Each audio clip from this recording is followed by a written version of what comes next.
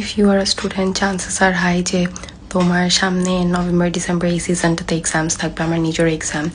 So আমি এখানে কিছু টিপস শেয়ার করবো যেটা আমি ঢাকা মেডিকেল কলেজে পড়াশোনা করি, আমার স্টাডিজে হেল্প করে। আসলে আমার পড়তে একটু ইচ্ছা করতেছে না, এই জন্য রিলটা বানানো। প্রথমত হচ্ছে একটা প্ল্যান রেডি করো, কী কী বাকি আছে এটা না একটা রিয়ালিটি চেক হিসেবে তৈরি করায়। আমি মনে হয় ওই প্ল্যানটার দিকে দিনে 10 বার তাকাই এবং নিজেকে একটা রিয়ালিটি চেক দিয়ে পড়াশোনা করা দরকার। দ্বিতীয়ত হইতেছে পড়তে ইচ্ছা না করলে 2-3টা কোয়েশ্চেন দেখো, তো এই 3টা কোয়েশ্চেন দেখলে কিছুটা শেষ হবে, ওটাতে তোমার একটু ইন্সপায়ার্ড লাগবে। 3 নাম্বার হচ্ছে যাই করো লাগলে একটা মুভি ব্যাকগ্রাউন্ডে ছেড়ে রাখো, একটা স্টাডি উইথ মি ছেড়ে রাখো, যেটাই করো পড়ো, কিছুক্ষণ নিজেকে ফোর্স করে টেবিলে বসায় রাখো।